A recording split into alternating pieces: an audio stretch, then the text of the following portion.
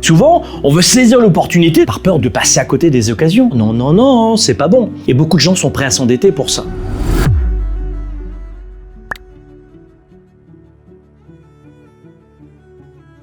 I'm still waiting, clouds roll and then fade away. On n'est plus des leaders, on est guidé par l'extérieur. Pourquoi je veux cette robe? Pour ressembler à. Là, je parle de 97% de la population. Ils sont attirés par tout ce qui est nouveau. Le dernier téléphone, la dernière voiture. Il faut qu'ils aient cette nouveauté. C'est un peu comme les SMS, ding, ding, ding, ça sonne. Je me sens obligé de répondre. C'est l'enfer, cet environnement impulsif. En clair, lorsqu'on veut chercher toujours la nouveauté pour le fun au lieu d'approfondir, on est pris au piège par... Soyez déraisonnable. Ayez l'audace de choisir vos valeurs pour faire de vous un grand leader pour un monde meilleur. Il y a un syndrome qui touche des millions de personnes chaque jour. Vous voyez, le club des 97%, les 97% pour moi ce sont des hommes et des femmes qui passent pas à l'action, qui subissent leur vie. Rien à voir avec l'argent, la fortune, soit les ultra riches et 0,01% de la planète, mais là je parle de 97% de la population, c'est une image, c'est une métaphore, où la plupart des gens ne sont pas en contrôle de leur vie, n'aiment pas leur vie. Et comment on peut reconnaître ces hommes et ces femmes notamment? Ils sont attirés par tout ce qui est nouveau, le dernier téléphone, la dernière voiture. Ils tiennent pas en place une seconde. Il faut qu'ils aient cette nouveauté. Et souvent, c'est une nouveauté qui va faire perdre de l'argent, qui va être une dépense et pas un investissement. Et quand on a ce réflexe, c'est pas bon. Parce que la plupart des gens sont prêts pour obtenir cet amour, cette reconnaissance. Pourquoi je veux cette robe? Pour ressembler à. Pas uniquement parce que ça me fait plaisir. Ça me fait plaisir pourquoi? Parce que ça m'apporte quelque chose. Et quoi? Et en fonction de quoi? Et en fonction de qui? Et dès qu'on fait le tour, on se dit, zut, j'avais besoin de reconnaissance, j'avais besoin d'appartenir à un groupe. Non, non, non, c'est pas bon.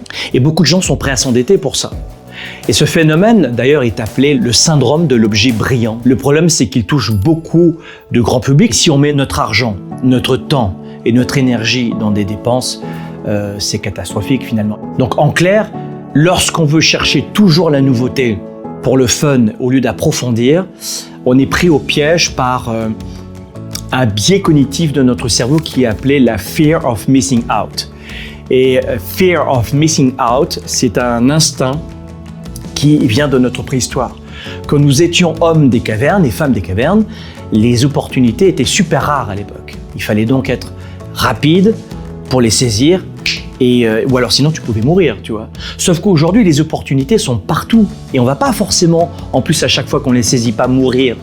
Donc il faut garder raison sur ce premier réflexe et ensuite ça ne nous empêche pas tous de passer notre vie à grandir, à progresser dans un domaine étape par étape. Mais si on passe en revanche notre vie à agir de manière impulsive, c'est fini, on n'est plus des leaders, on est guidé par l'extérieur. C'est un peu comme les SMS, ding, ding, ding, ça sonne, je me sens obligé de répondre. Mais c'est l'enfer, quoi, de cet environnement impulsif, quoi. Et souvent, on veut saisir l'opportunité de peur, le missing out, par peur de passer à côté des occasions. Et ça défonce complètement la tête et la créativité. Et là, ils passent à côté de vraies opportunités. Moi, je suis persuadé que la plupart des gens n'atteignent pas le succès dans leur vie personnelle comme professionnelle parce qu'ils abandonnent trop vite. Je crois que pour réussir, en fait, on doit être obsédé à 110% par notre projet. Moi, quand j'ai une idée en tête, je pense qu'à ça, qu'à ça, qu'à ça. Et on a tous été dans cet état d'esprit, on n'a pas lâché, on a obtenu ce qu'on voulait, rien qu'en amour.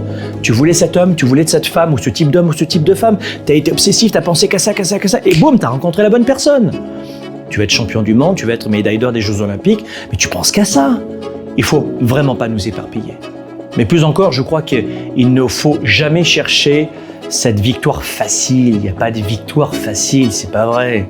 Rien dans la vie qui a de la valeur n'est facile à avoir, selon moi. Rien dans la vie qui a de la valeur est facile à obtenir, à décrocher. Voilà pourquoi je crois qu'il ne faut pas chercher à faire un casse de banque en jouant court terme. Et c'est peut-être l'une des qualités que j'ai développées, ce principe, c'est de penser toujours au long terme. Et c'est pour ça que d'avoir de bonnes habitudes, c'est tellement important. Parce que le succès n'est que le résultat de petites choses que l'on va faire tous les jours. Le succès est une accumulation de petites actions, de petites habitudes. On le voit dans le sport, dans les relations, dans l'énergie, dans le corps, dans la perte de poids, dans tout. de petites actions répétées sur la durée. C'est pas le grand coup qui permet d'avoir un succès, c'est de petites actions. Donc de la persévérance, de la résilience, de l'action, de la stratégie, répétée tous les jours.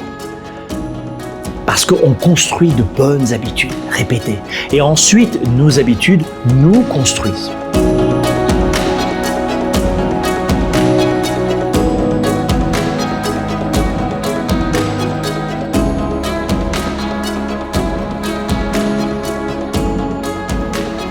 J'espère que vous avez autant aimé que nous cette vidéo pour retirer peut-être quelques informations, des stratégies, des idées implémentées dans votre vie personnelle comme professionnelle. D'ailleurs, laissez-moi un commentaire, j'adore vous lire pour savoir comment mieux vous aider, vous accompagner, quel est le contenu que je dois poster chaque semaine encore pour répondre à vos attentes et aussi pour mieux comprendre dans quel défi de croissance vous êtes en ce moment. Vous savez, à l'époque, on pouvait se former une fois tous les 2 ans, ça allait très bien. Une fois par an, parfait.